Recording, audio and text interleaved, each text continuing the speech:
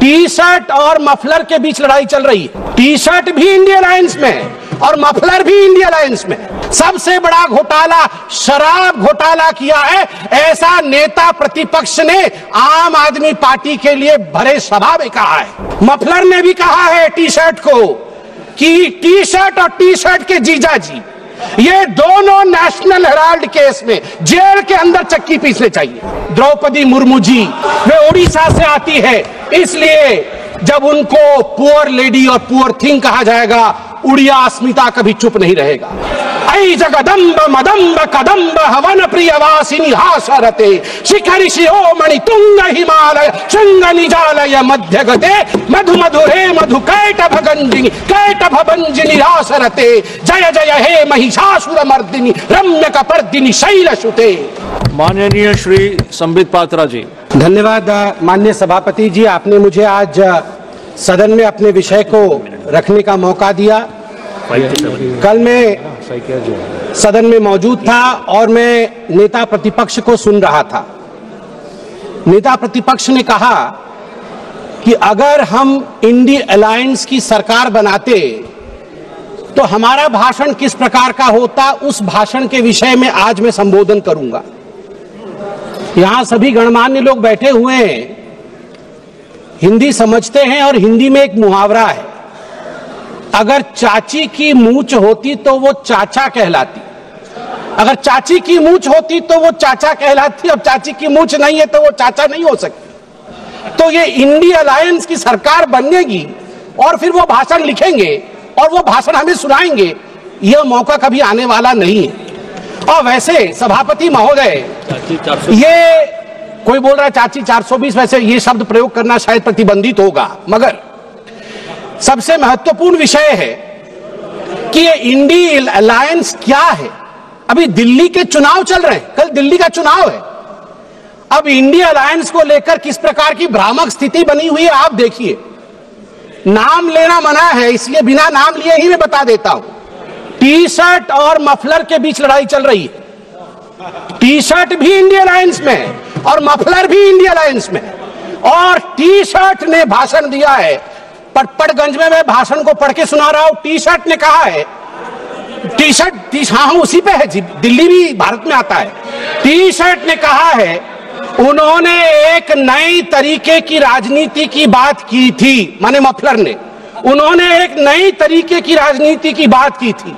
खंबे पर चढ़ गए थे स्वेटर पहनकर, छोटी सी गाड़ी में आया था। कौन सी गाड़ी थी, कौन सी गाड़ी थी, एल्टो थी, तो किसी ने पीछे से कहा नहीं वैगनार, वैगनार, अच्छा वैगनार से आए थे और सीधे शीश महल में जाके पार्किंग हुई है उनकी, सीधे शीश महल में। सबसे बड़ा घोटाला शराब घोटाला किया है, ऐसा नेता प्रतिपक्ष ने आम आदमी पार्टी के लिए भरे सभा में कहा है। और मफलर भी पीछे नहीं हटे, मफलर ने भी अटैक किया है।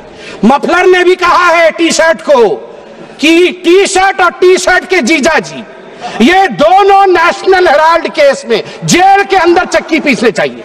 ये टी शर्ट और टी शर्ट के जीजाजी बाहर कैसे, मफलर ने कहा है।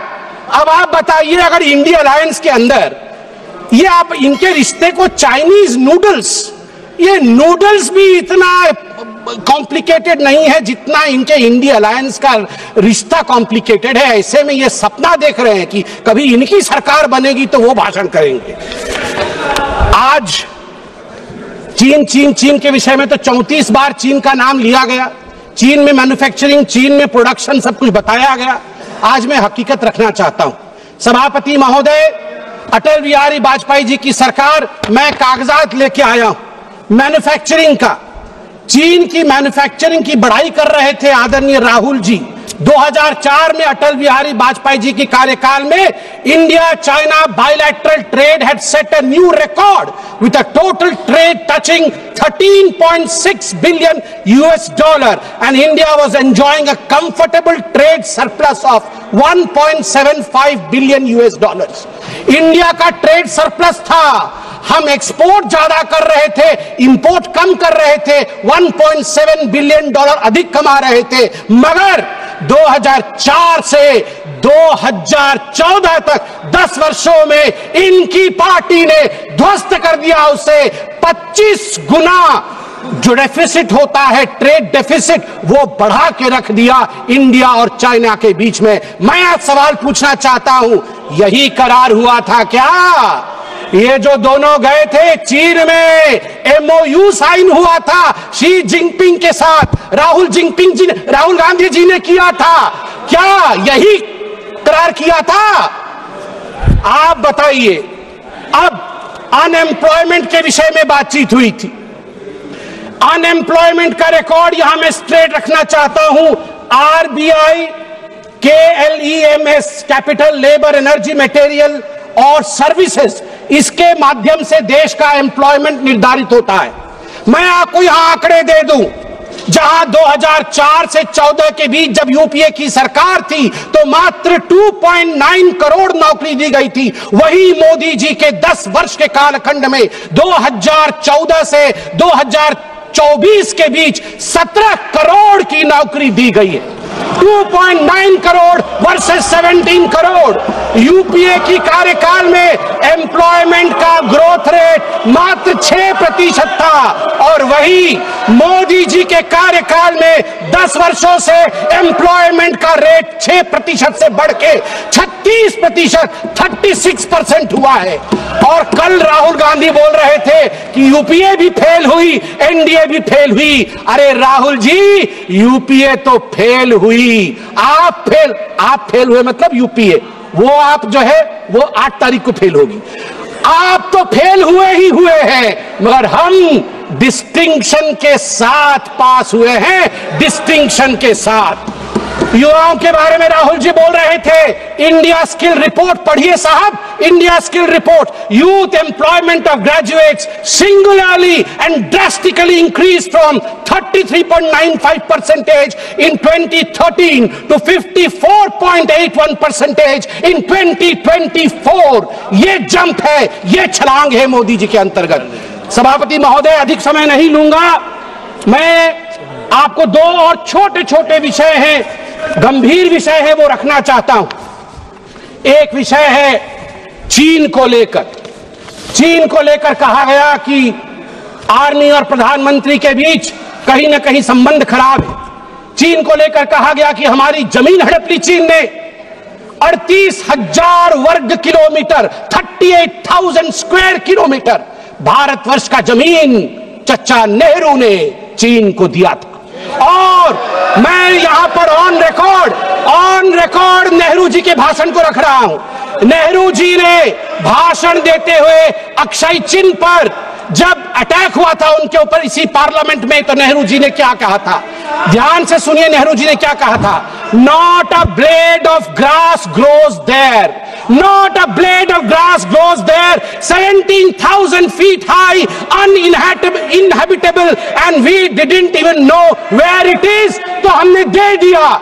तो आप जानते हैं सभापति महोदय, महावीर त्यागी जो खुद कांग्रेस के ही मंत्री थे नेहरू जी के कैबिनेट के, वो खड़े हुए और महावीर त्यागी जी के बाल नहीं थे, उन्होंने अपना सर दिखाया और कहा, Nehru ji, this head, bald head does not grow any hair. Should I give the head to someone else?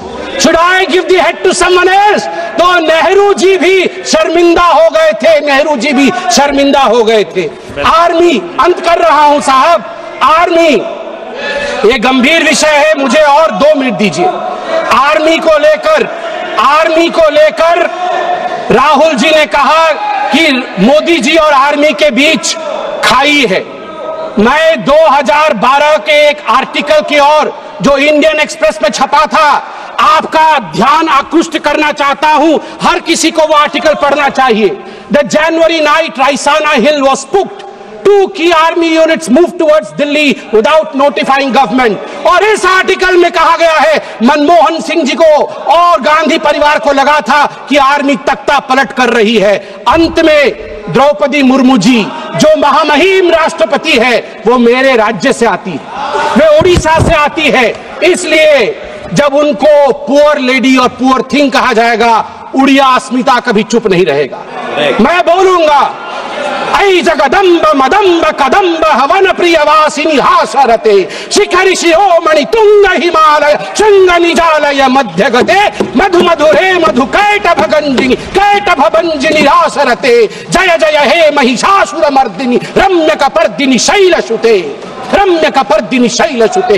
Bharat की नारी दुर्गा है और यहां शिव जी की बात राहुल जी करते हैं। आदि देव शिव है, आद्य शक्ति मां दुर्गा है। याद रखिए हमारी राष्ट्रपति आदिवासी है, आदि काल से जिसके ऊपर जल जमीन और इस पूरे जंगल का आशीर्वाद हो, उनको बेचारा कहना उचित नहीं है। और याद रखिए जगन्नाथ जी की भूमि से आती है।